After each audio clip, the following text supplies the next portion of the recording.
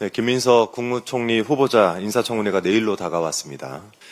그런데 국민의힘은 인사검증이 아니라 공작, 기획, 날조에 힘을 쏟고 있는 것 같습니다. 어제 국민의힘 소속 국무총리 인사청문 특위 위원들이 기자회견을 열었던데요. 역대 총리 후보자 중에서 검찰 피의자 신분은 처음이다라고 발언을 했다는데 저는 이런 유체이탈 화법은 또 처음 봅니다. 국민의힘이 김민석 후보자를 고발하지 않았습니까? 그래놓고 처음 운운하면서 김민석 후보자가 중대한 범죄를 저지른 양 기자회견을 한 것인데 짜고 치는 고섭도 이 정도로 대놓고 하면 욕먹습니다. 판이 돌아가는 꼴을 보니 기획이 아닌가 의심스럽습니다. 국민의힘 소속 서울시 의원이 김민석 후보자를 검찰에 고발하고 고발 하루 만에 검찰이 사건을 배당했습니다. 국민의힘 인청특위 위원들이 기자회견을 열어서 피의자 총리 프레임을 씌웠고요. 바로 그 피의자라는 단어, 이 부분에 좀 집중을 해볼 필요가 있습니다. 이 단어 선택이야말로 기획의 증거가 아닌가 싶습니다. 이제 막 검찰 내부적으로 사건이 배당됐고 고발인 조사조차 이루어지지 않았는데 무슨 근거로 혐의를 씌워서 벌써부터 피의자라고 부르는 것입니까? 김민석 후보자를 피의자로 만들겠다라는 모종의 확약이 국민의힘과 검찰 간에 있었던 것은 아닌지 의심이 들어올 정도입니다. 좀 들여다봐야 되겠습니다. 자, 오늘도 주진우 의원 이야기를 안 할 수가 없는데요. 인사청문회 준비를 하는 줄 알았더니 이 망상을 동원해서 장문을 하고 있었더군요. 주진우 의원이 최근 SNS에 올린 글들은 한마디로 뇌피셜입니다. 어제는 페이스북에 김민석 후보자가 총리 되면 생기는 일이라는 제목으로 7가지 항목을 기재해서 올려놨던데 그 내용이라는 것이 너무 유치하고 허황돼서 구체적으로 거론하진 않겠습니다. 다만 사입이 무속 정권을 세운 정당의 의원답게 이제 예언까지 하시던데 기특합니다.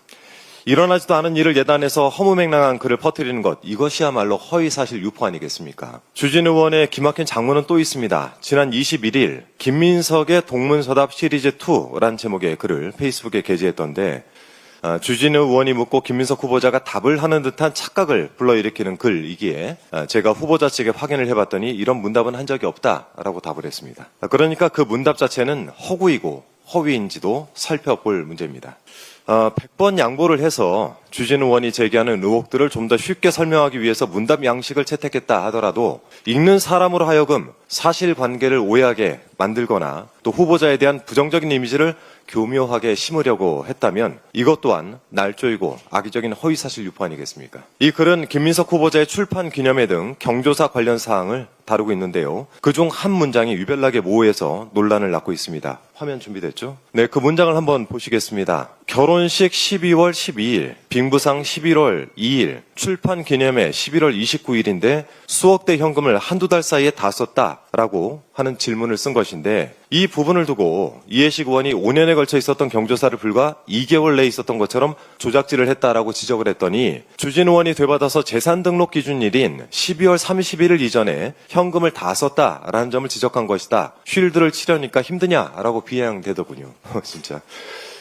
그러니까 창작을 하려면 좀 섬세하고 치밀하게 했어야죠. 자신이 주장하는 바도 명확히 전달하지 못할 바에 이런 장문을 해서 무슨 소용이 있겠습니까? 전현기 의원이 SNS에 밝힌 글을 좀 잘 읽어보시기 바랍니다. 김민석 후보자의 결혼은 2019년이고 빙부상은 2020년, 출판 기념회는 2022년과 2023년이었다고 합니다. 경조사가 모두 한 해에 연달아서 있었던 것처럼 착각하게 만들겠다는 의도가 있지 않았습니까? 당장 그 글을 내리고 사과하는 것이 좋을 것입니다. 타인을 향해서 쉴드라고 지적하기에 앞서 이런 글을 쓴 자신의 부족함부터 되돌아봐야 되겠죠. 제가 관심이 없던 주진우 의원을 최근 보건대에 동료 의원님을 떠나서 이런 생각이 듭니다.